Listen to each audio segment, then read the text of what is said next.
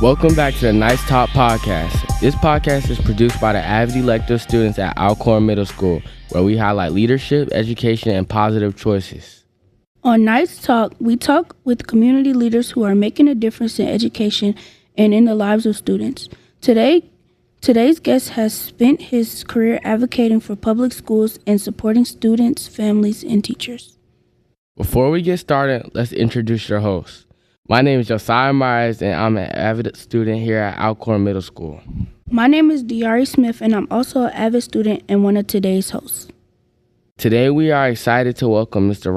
Robert Lominack to the Nice Talk Podcast. Mr. Lominack grew up in South Carolina and began his career as a lawyer before becoming a public school teacher. He taught at Hand Middle School and Dreher High School and has worked closely with students and families across Richland County. He co-founded Achieve Columbia, a nonprofit that provides long-term support to students and families, and later became the executive director of Richland County Public Education Partners.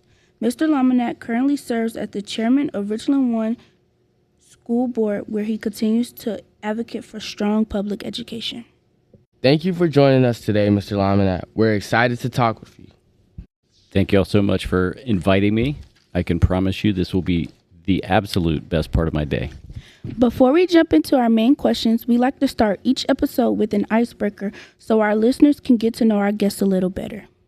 These are fun, quick questions to help us learn more about you outside of your work in education.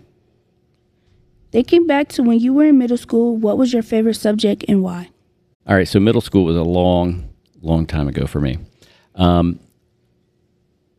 I would say Latin, because that is the coolest subject. And you might disagree with that, but that's only because you may not have taken Latin. But I started taking Latin in 7th grade, and then took it in 8th grade, and then all of high school, and then I majored in Latin, and that's what I ultimately taught at Hand and Dreher. So I ended up really loving Latin. It was a cool subject. It was neat to learn a language, and even one that's not spoken necessarily. And then all the Greek and Roman mythology that came with it was pretty cool when I was in 7th grade. I kind of want to hear it. I'll come here and speak it. Well, when I taught at Dreher, towards the end, the last 5 years maybe of my teaching, I found, because Latin is not spoken generally, and so when I learned Latin, it was this very dry kind of grammar method that was somewhat boring, but hopefully my former teachers won't hear me say that. And I found this book that you use to teach Latin, and there are no English words. And so it starts out, you just have to kind of figure out the words.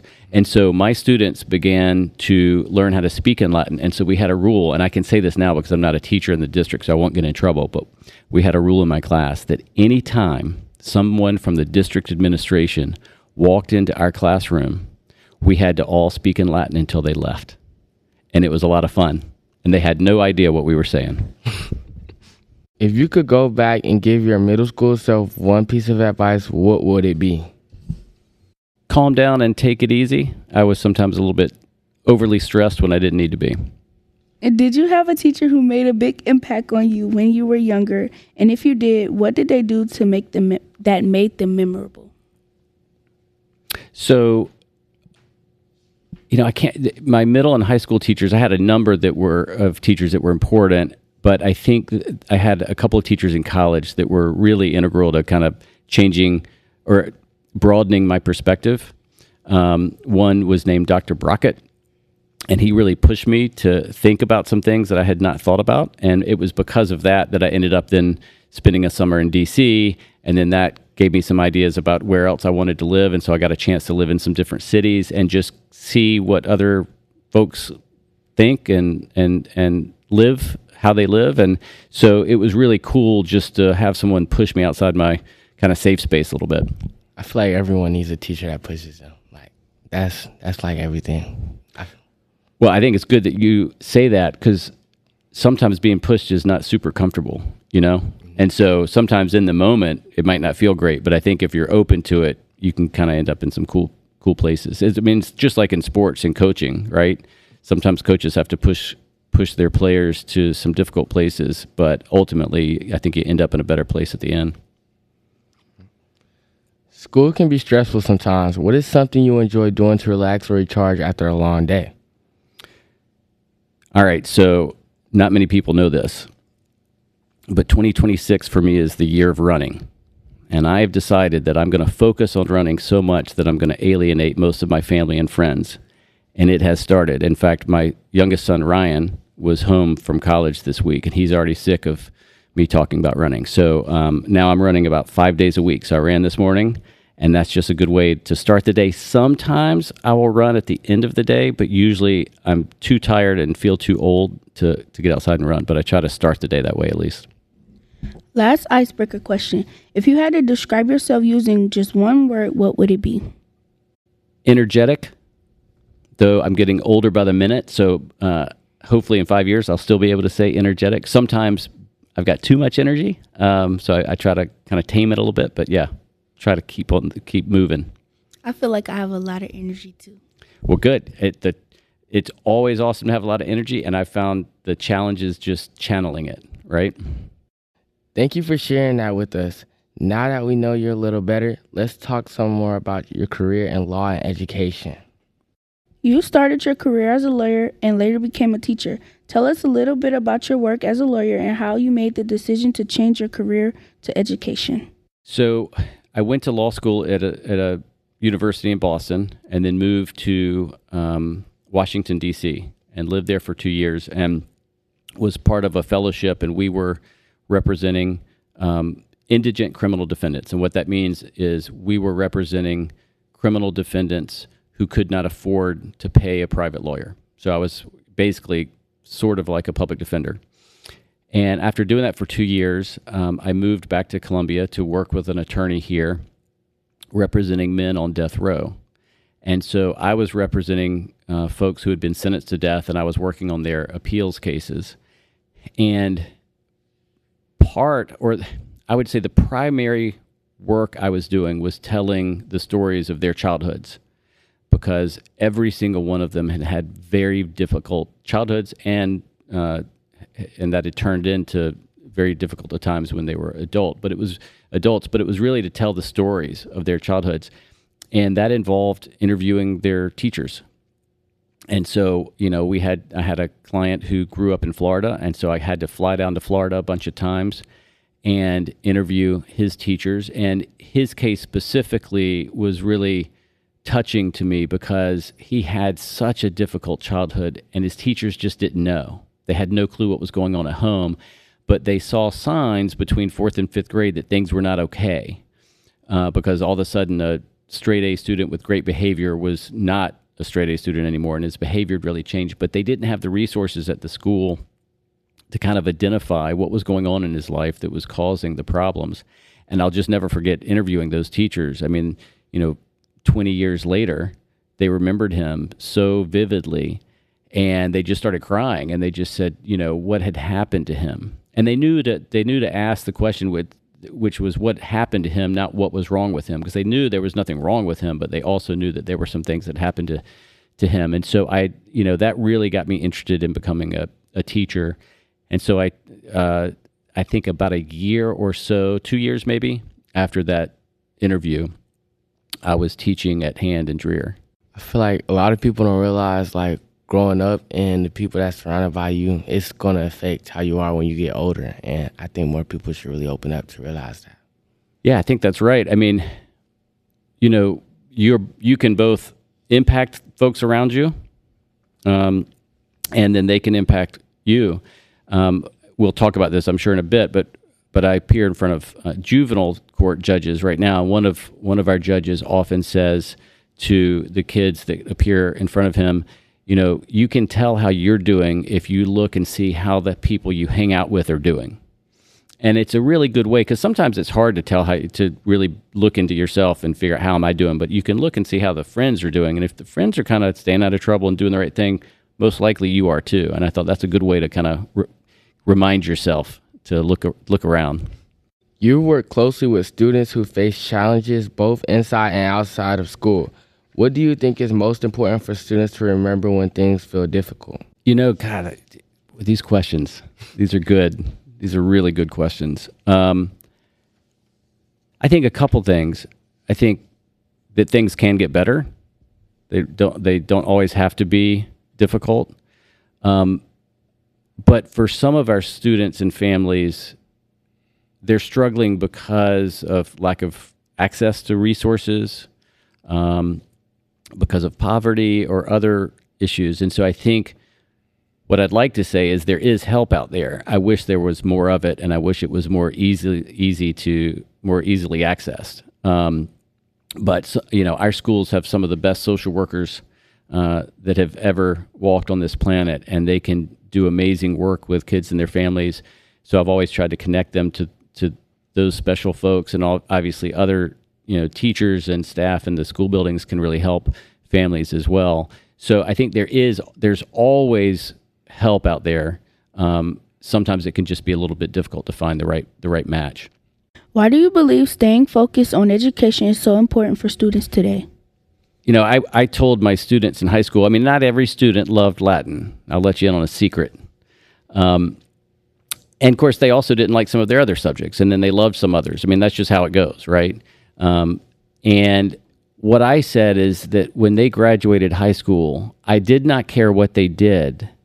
I just wanted them to have a choice so that they got to decide what they did, and it wasn't kind of pushed on them, because if they were forced into one thing, they may not enjoy it. Kids who have no choice but to go into the military may not like it as much as a student who chooses to go into the military, right? Someone who chooses to go work at McDonald's because they want to see how the restaurant industry works so that they can work their way up, they're going to really enjoy that. But I've worked with a lot of kids who are working at McDonald's and don't enjoy it, but it's because they didn't really choose that, right? So I think working really hard in school gives you choices so you can decide, what you want to do and what's the best fit. But the other thing that I'll tell you is that the more you know, the more interesting things are. And that, even when you're reading something really boring at work, if you really stick with it, it'll pay off. And you'll be like, I'm glad I stuck with that, because now I know this and it's connected me to something else that's interesting. As chairman of the Richland One School Board, what does student success look like to you? Over the last 4 or 5 years, one of the numbers I've looked at the most are our college or career ready numbers. And the reason I love those statistics is because there are a lot of different ways to be either college ready or career ready or both. It's not just one single test, because it's impossible to define anyone by one single test. But you can become career ready a whole host of different ways. So I've really liked looking at that number, and I'm really proud of what the district's done in the last few years to increase the number of students who are ready for either college or career. So I think that's important. I think student success looks to me like when that kid walks off of the stage at Colonial Life Arena on graduation day, they are walking towards something. They have something that we have helped prepare them for that they're excited about. And that's what we want to try to do for everybody. How do you prepare yourself to become career ready?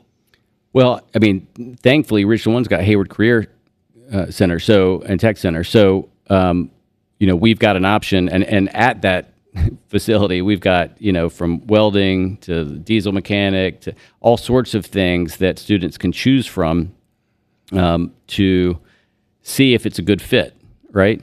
So I think one of the things you want to do is start figuring out by just trying things out and see what interests me, right?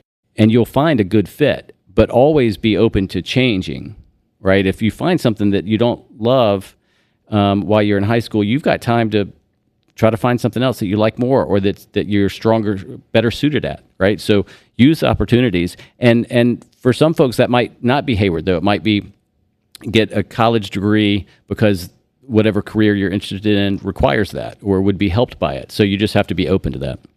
Mr. Lominack, many of our listeners are starting to think about their future and what comes after middle and high school. Can you share where you went to college and what you chose to study while you were there? All right. So I went to a very small college on the top of a mountain in Tennessee called Sewanee University, and it was very small.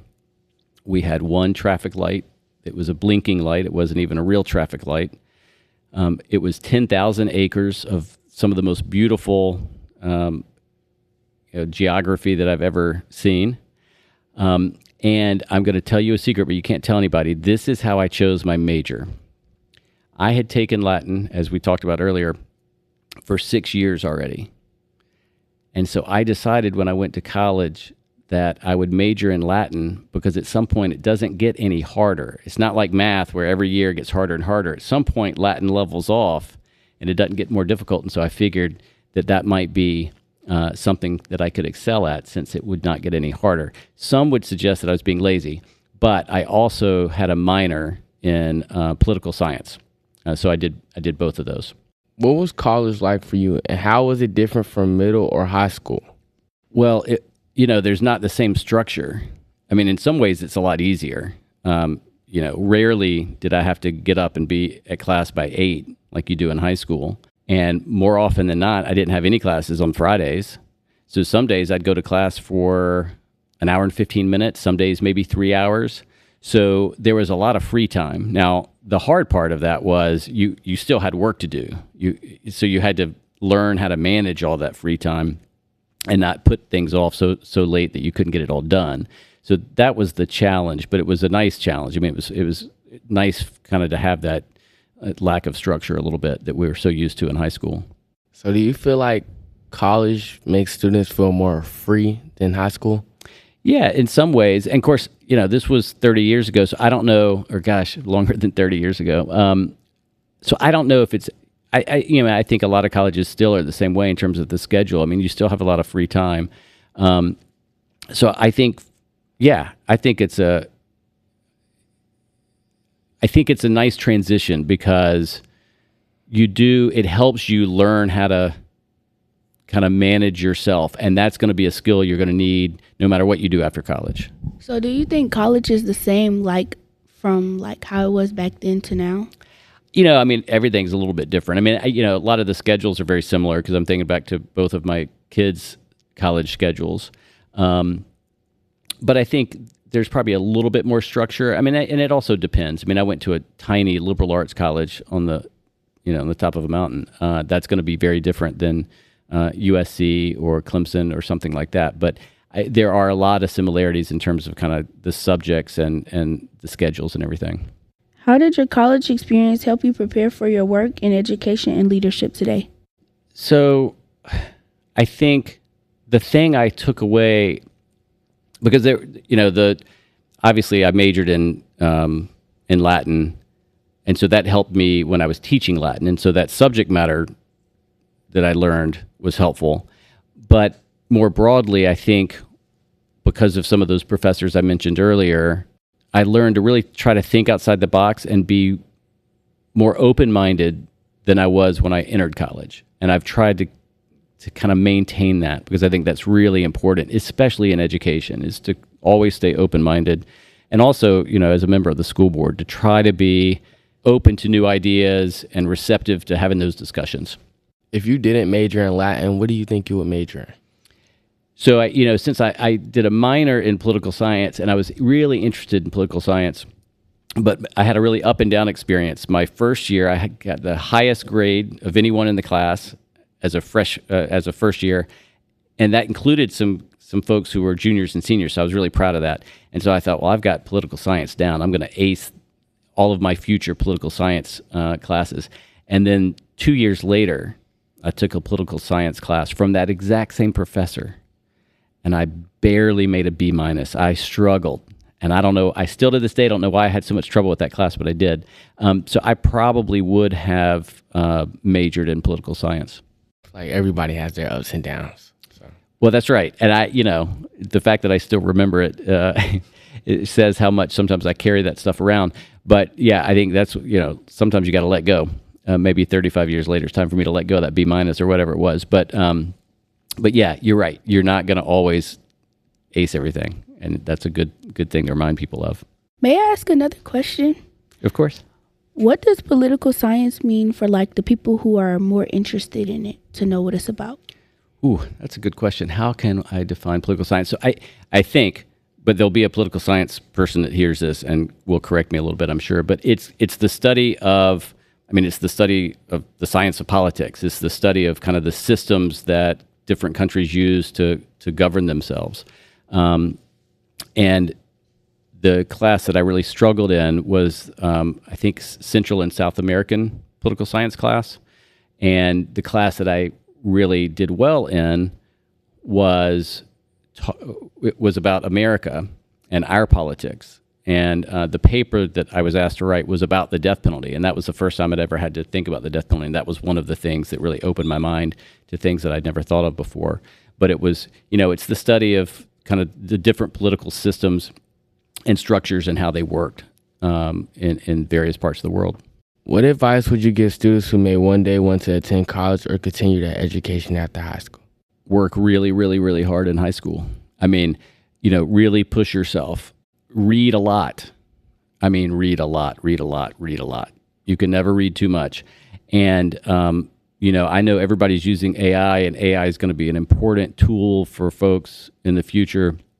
And I think the trick is going to always be to find the balance of how to use AI so that it's a tool, but you don't want to use it so much that you begin to lose some of your own skill sets. And we're already seeing that a little bit in all sorts of professions. And so for somebody that wants to attend college and beyond, you've got to be a really good critical thinker. And that involves not using AI to do that for you. You got to develop that part of your brain. Mr. Lominack, you currently serve as the chairman of the Richland One School Board, and many students may not fully understand what a school board does.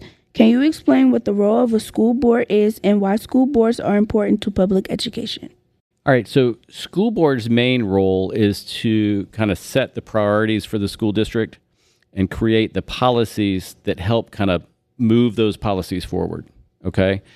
We are not the folks who are kind of in the schools every day figuring out how the day-to-day operations should happen. That's the administration. We're there to help make sure that we've got the amount of money we need to pay for all the people and the programs that we want to prioritize, and to make some tough choices. I mean, sometimes we may not have all the money we need, and so then the board has to be the kind of the voice of what things do we want to focus on and what things are we going to have to cut. So those are some of the decisions we have to make. And then, working with the superintendent, what kind of things do we want to add to the district? Are there programs that we want to add or change? And so helping work with the administration to make some of those decisions. How do you feel about being the chairman of the Richland One School Board? So it has been one of the most rewarding things I've done and one of the most challenging. It's very time consuming. And so that's been hard for me to balance with my full-time job. But I have really, really enjoyed working closely with the administration and our new superintendent, who's been here now almost a year, and working with our other commissioners really closely. That has been, one of the most fun things I've done in a long time, most rewarding things I've done in a long time. How does the school board work with schools, teachers, and administrators to support students on a daily basis? What we try to do, and we haven't and won't always get this right, but what we try to do is create kind of the atmosphere and policies so that the schools feel supported, because we're not in their business every day. That's not what we should be doing, but we should be making decisions that, to the extent we can, make their jobs easier, make sure that they feel supported in the things that they're trying to do at every school.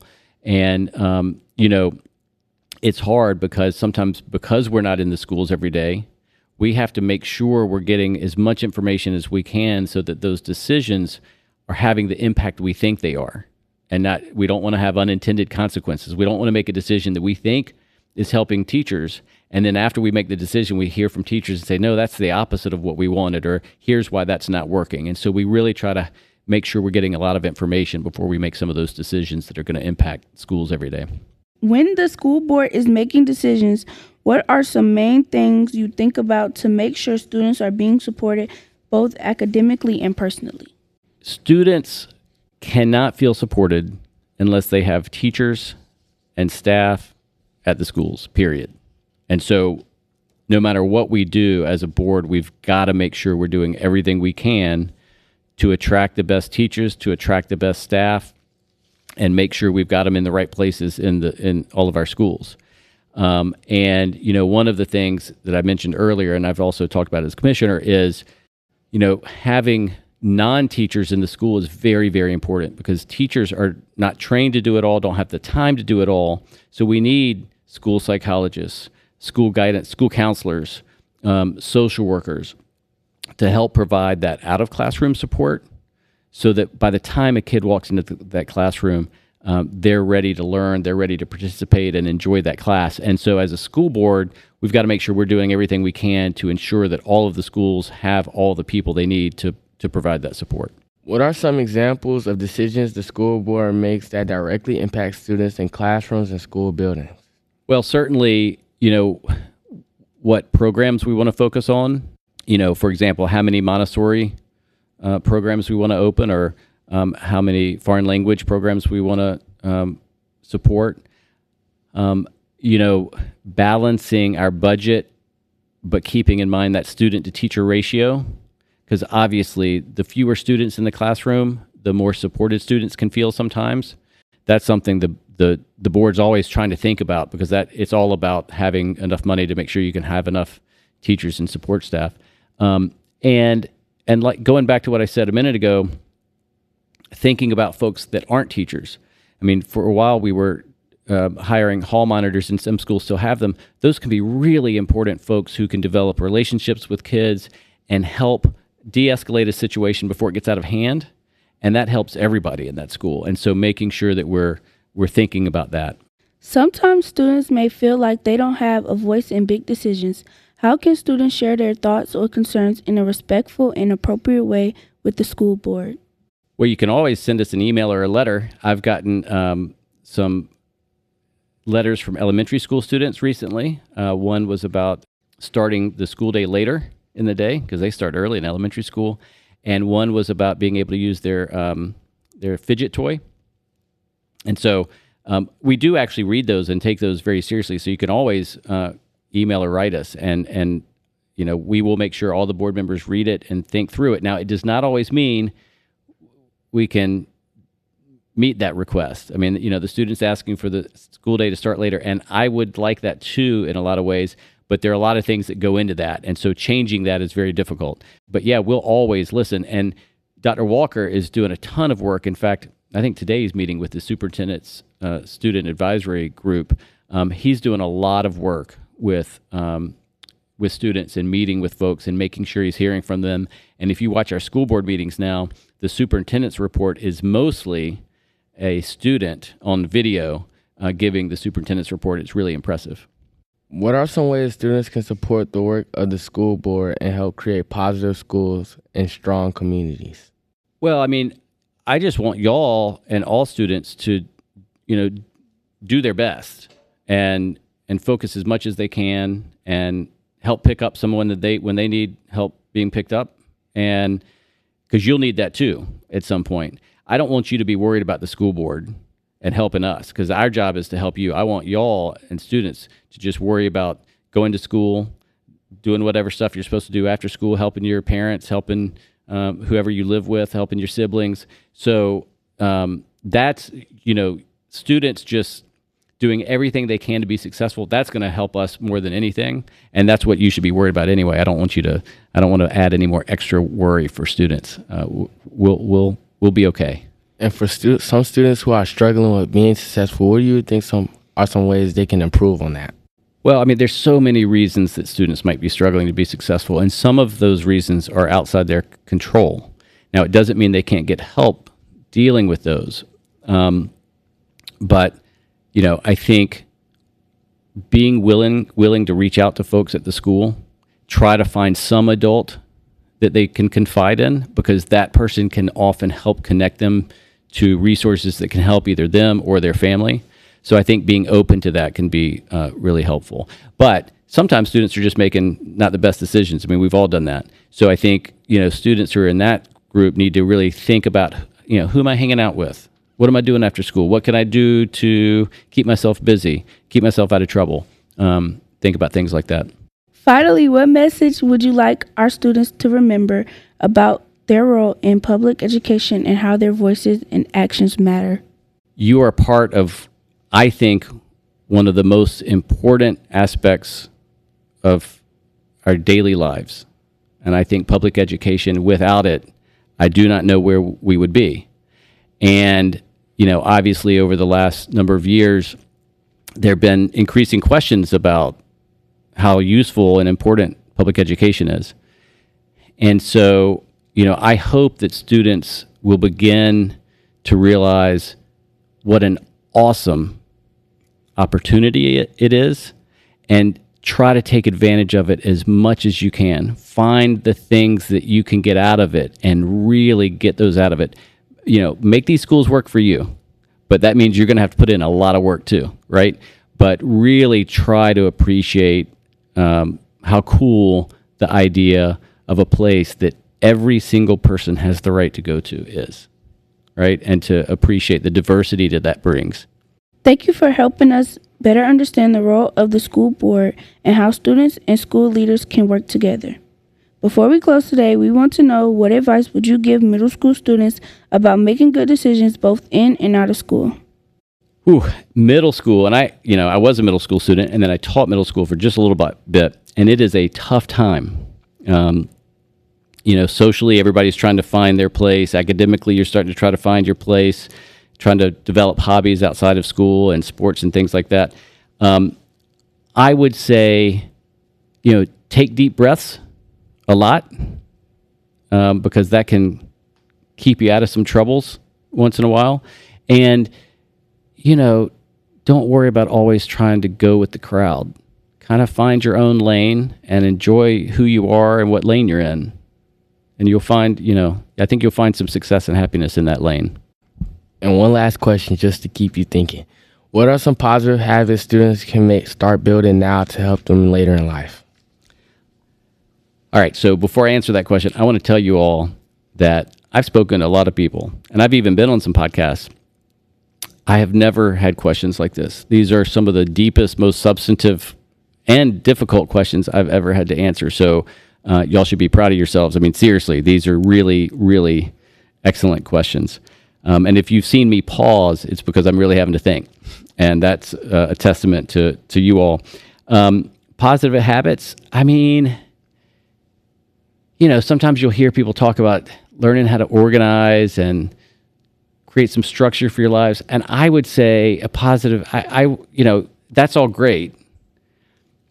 But I think learning how to, kind of calm down when you need to, learning how to ask for help when you need it, learning how to recognize when others may need help and find ways that you can step in. I think those are really important. And as you get older and in high school, those are increasingly needed. So I think, trying to, again, it goes back to kind of finding your lane, right? And that just takes a lot of kind of reflection. And just get used to sometimes being uncomfortable, because that's not always bad.